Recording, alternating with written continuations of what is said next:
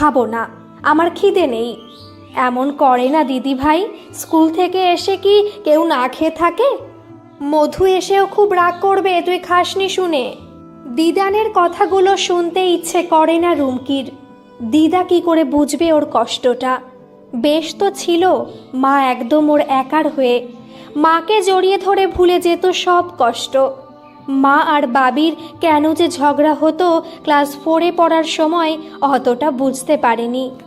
শুধু মনে হতো বাবা যেন শুধু শুধুই বকছে মাকে, অথচ একটা সময় বাবার ঘাড়ে পিঠে উঠে আর মায়ের কোলে চড়ে কি মজা করে কেটে যেত সময়গুলো।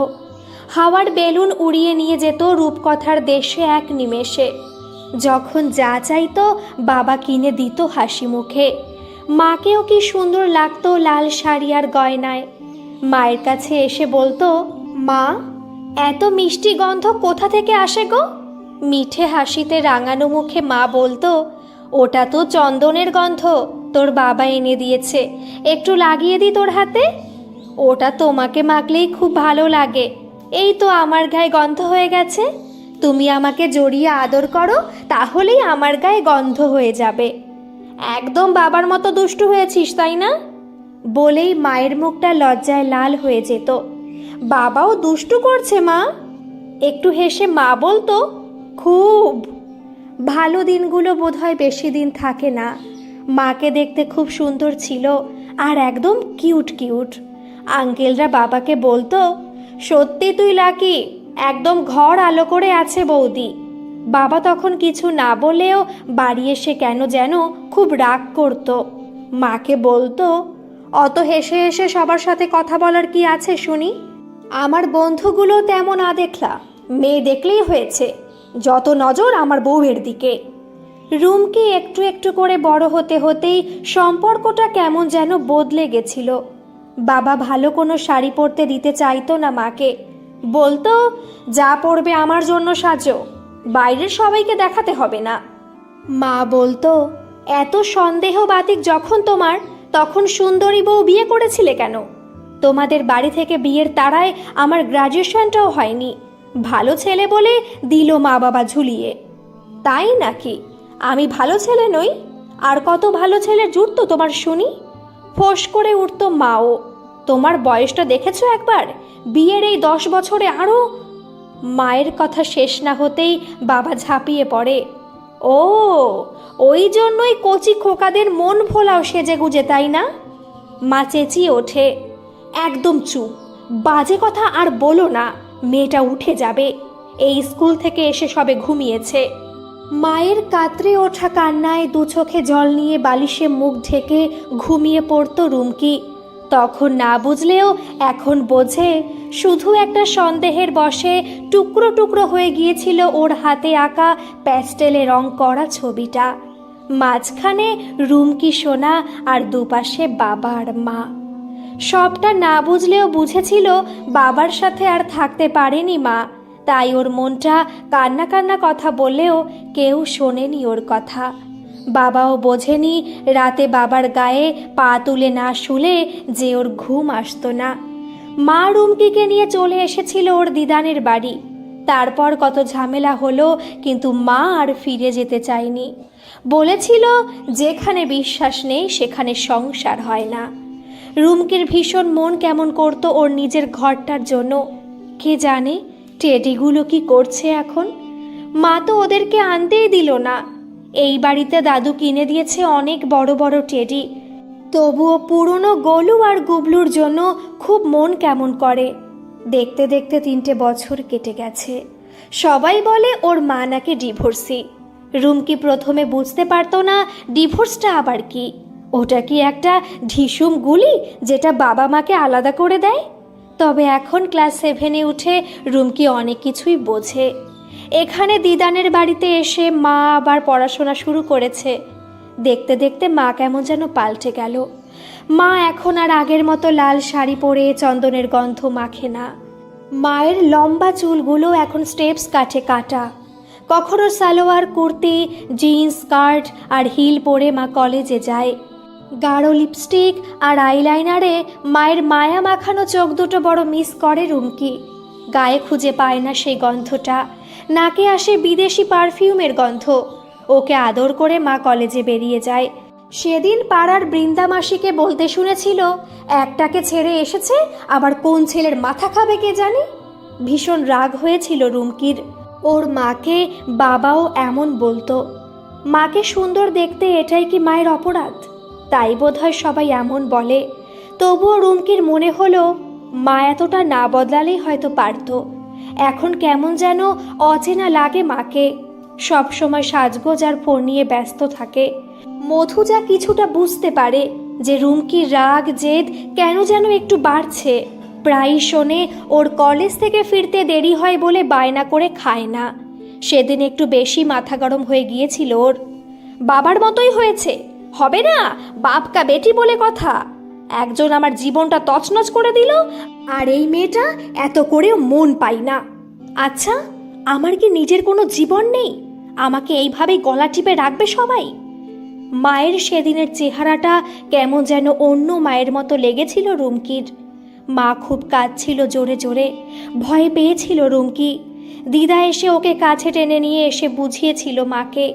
লাল হয়ে গিয়েছিল মায়ের মুখটা, মাথা ঝাঁকিয়ে বলেছিল, মা অনেক হয়েছে, এবার আমি নিজের মতো করে বাঁচব। সত্যি বোধহয় মা বেশি নিজের কথাই ভাবতে শুরু করেছিল। মাকে দেখতে ভালো লাগতো রুমকির, কিন্তু যখন নতুন স্কুলের বন্ধুরা বলতো, তোর মা, ইস আমরা তো ভেবেছি তোর দিদি, খুব রাগ হতো রুমকির। কে জানে রাগ না হিংসে। ওর দিদানদের পাড়ায় থাকতো মিতুদি, ওকে পড়াতো। রুমকি একদিন মিতুদির জন্মদিনে গিয়ে ওর দাদাকে আঙ্কেল বলেছিল। মিতুদি তো হেসেই কুটোপাটি, ওরে রুমকি, এটা আমার দাদা, একটু বেশি তাড়াতাড়ি বড় হয়ে গেছে, এই যা কত বড় চাকরি করে। হেসে ফেলে কুন্তলদা। এই মিতু, মার খাবি।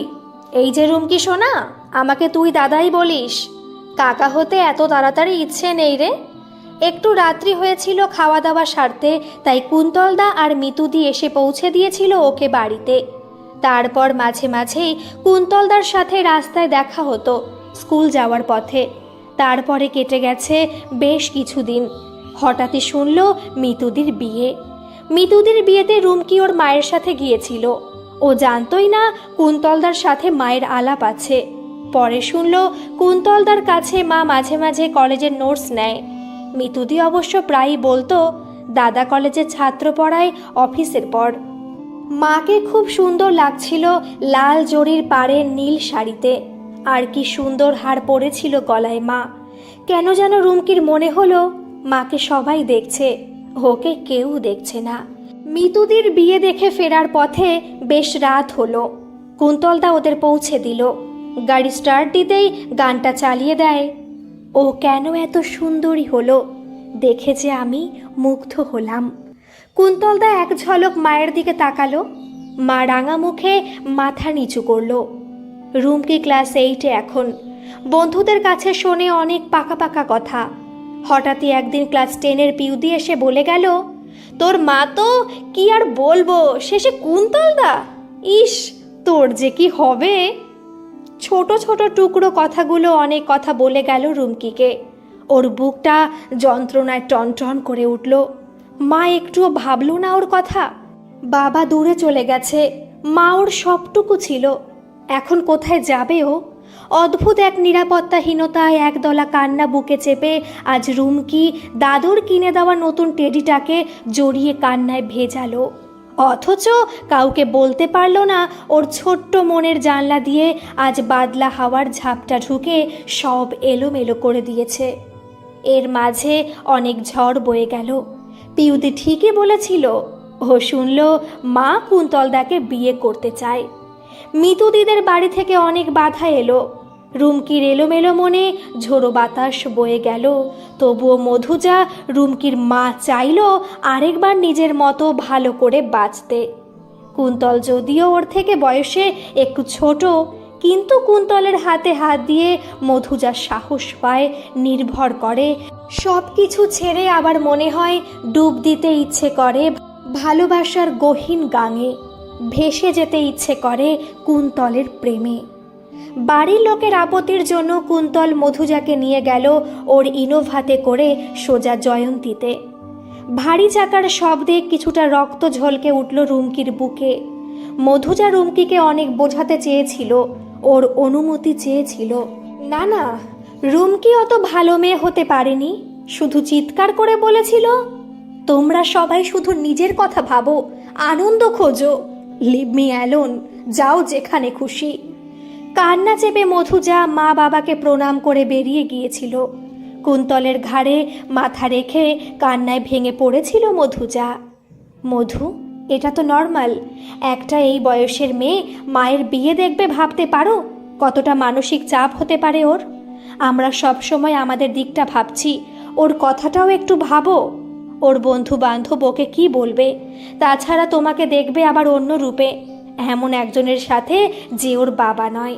একটু সময় দাও ওর এলোমেলো পৃথিবীটাকে সাজিয়ে নিতে, একটু ধৈর্য রাখতেই হবে আমাদের। ওদের বিয়েটা হলো কয়েকজন বন্ধুদের সামনে, ওখানেই মধুজা আবার নতুন করে স্বপ্ন দেখল কুন্তলের সাথে হাত ধরে এক মুঠো ভালোবাসা মেখে পথের ক্লান্তি ভুলে যেতে। জয়ন্তীর জঙ্গলের ময়ূরের আর পাখির ডাক শুনতে শুনতে মধুজা নির্ভরতার স্বপ্নে জাল বুনল কুন্তলের বাহু বন্ধনে।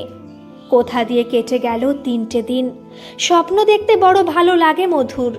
কে জানে আবার যেন টুকরো টুকরো হয়ে ভেঙে যাবে না তো স্বপ্নের রঙিন কাজটা।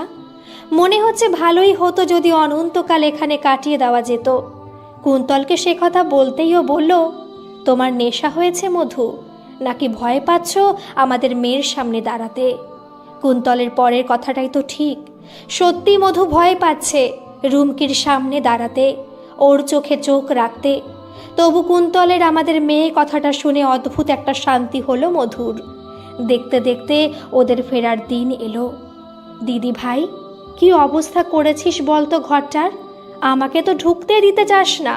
কাল তো তোর মা আসবে, দে একটু পরিষ্কার করে দি। চিৎকার করে ওঠে রুমকি, এটা আমার ঘর, এখানে কেউ ঢুকবে না। তাই নাকি? তোর মাকেও ঢুকতে দিবি না? কাল এসে তো ঢুকবে। এখানে কেন আসবে? বিয়ে করেছে, হাবির বাড়িতে থাকুক গিয়ে। এসব আবার কি কথা? হাবিটা আবার কি? আমার ভালো লাগছে না দিদান, তুমি যাও।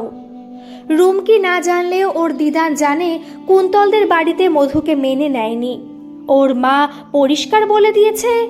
আর মেয়ে জুটলো না তোর? শেষে অত বড় মেয়ের মা একটা বুড়ি মেয়ে। হায় হায়, শেষে আমারই ঘর ভাঙলো। কুন্তল শুধু বলেছিল, ওকে আমি ভালোবেসেছি মা, মধু ভালো মেয়ে, একবার দেখো কাছ থেকে। ঠিক আছে, আমি জোর করব না। কথাই হয়েছিল ওদের কুন্তলও মা বাবাকে কষ্ট দেবে না, আর মধু রুমকিকে। তাই মধু এই বাড়িতে আর কুন্তল ওই বাড়িতে। কেঁদেছিল মধু। তাহলে আমায় বিয়ে করেছো কেন? করেছি এই জন্য যাতে তোমাকে আর কোনো খারাপ কথা শুনতে না হয়।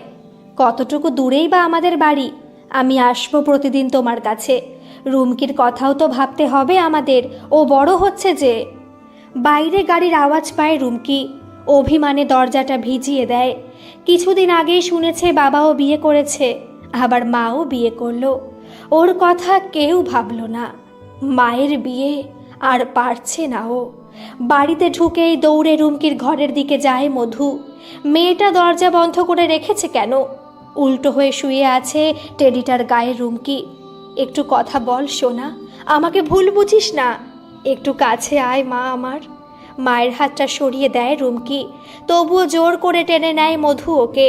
মায়ের দিকে তাকাতে ইচ্ছে করে না, হয়তো এক মাথা সিঁদুর পরে বউ সেজে এসেছে।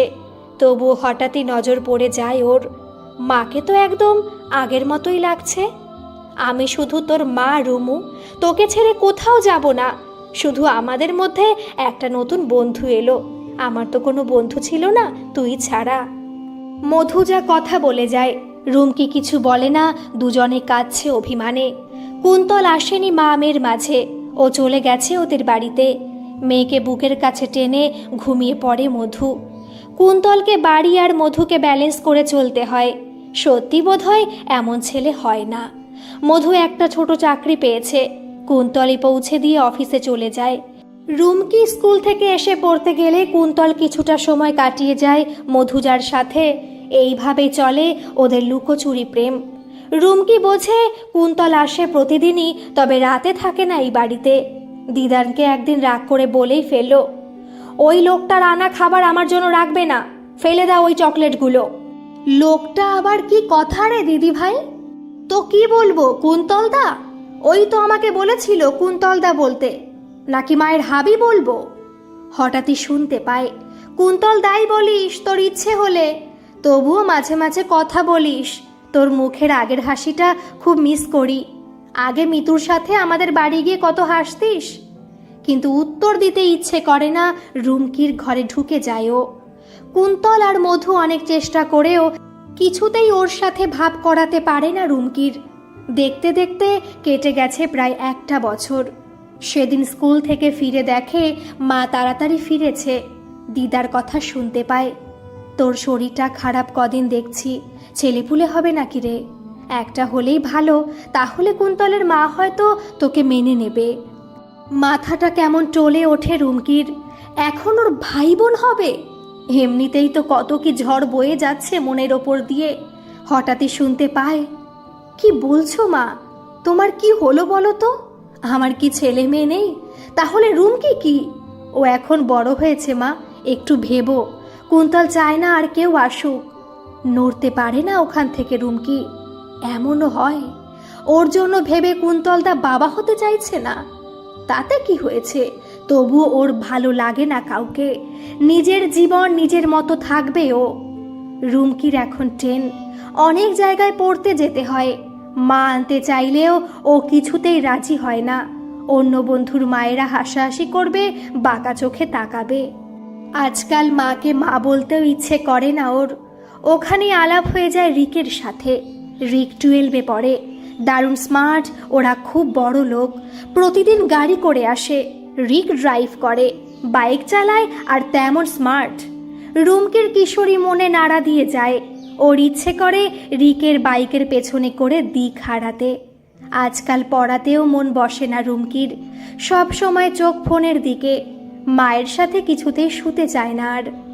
মধুরও খুব অভিমান হয়, কুন্তলকে বলে, ওর জন্য তুমি থাকো না, ও আমার কাছে আর শুতে চায় না, আমাকে সবাই একা করে দাও। মেয়ে আমাদের বড় হচ্ছে মধু, একটু বোঝো, ওকে নজর রাখো, ওর সাথে থাকো। থাকতে দিলে তো থাকবো, যা খুশি করুক, ও তো আমাকে সহ্যই করতে পারে না। আচ্ছা, আমি দেখছি। রুমকি কাছাকাছিতে পড়তে যায়, তবুও আজকাল কুন্তল মাঝে মাঝে অফিসের পর একটু দূর থেকে নজর রাখে। ওর টিউশনগুলো সকালে রেখেছে। কয়েকদিনে কিছুটা বুঝতে পারে। রিক ছেলেটাকে একটু চোখে চোখে রাখে।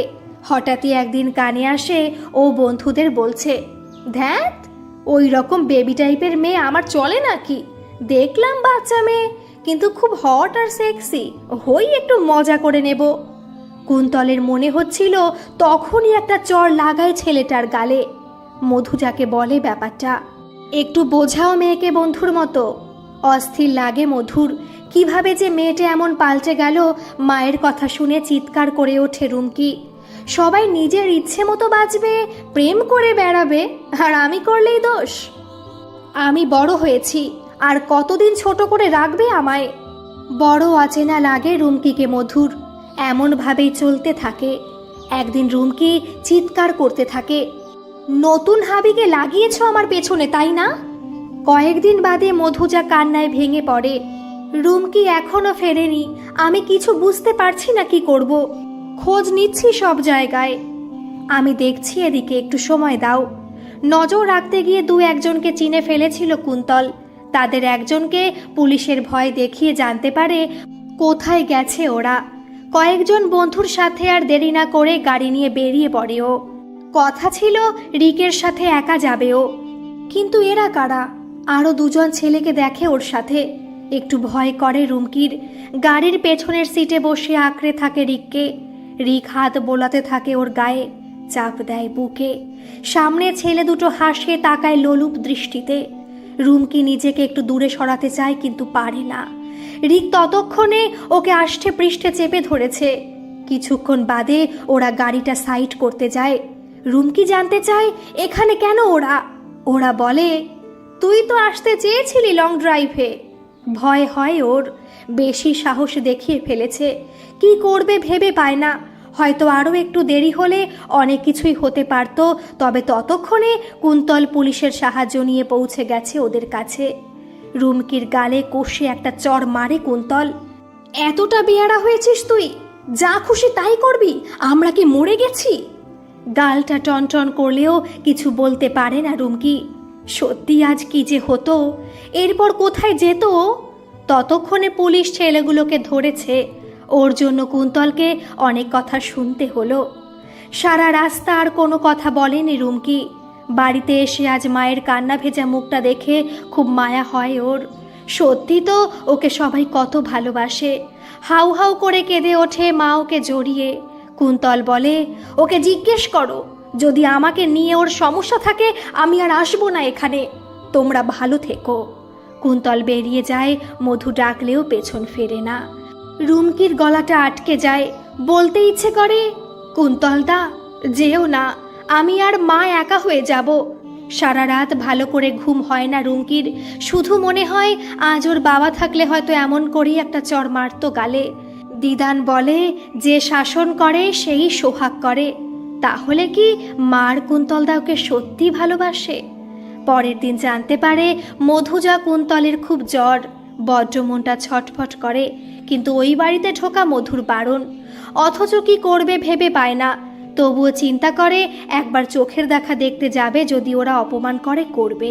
মাকে বড় এলোমেলো লাগে রুমকির। এত রকম চিন্তায় কয়েকদিনে মা যেন কেমন হয়ে গেছে।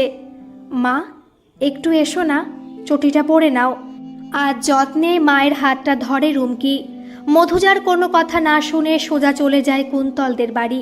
দরজা আটকায় কুন্তলের মা। তোরা এখানে কি করছিস? বেরিয়ে যা। আজ কোনো দিকে তাকায় না রুমকি। মা, চলে এসো। ভয় কি? আমরা তো বাবার কাছে যাচ্ছি, দেখি কে আমায় আটকায়। অবাক হয়ে মেয়ের মুখের দিকে তাকায় মধুজা। বুঝতে পারে ও আর একা নয়।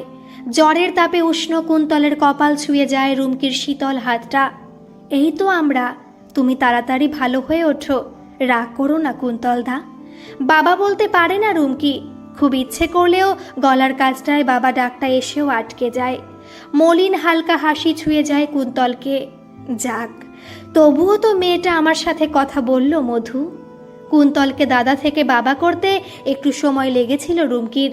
তবুও সব সময় মনে হতো বোধহয় এই মানুষটাকে বাবা বলা যায়।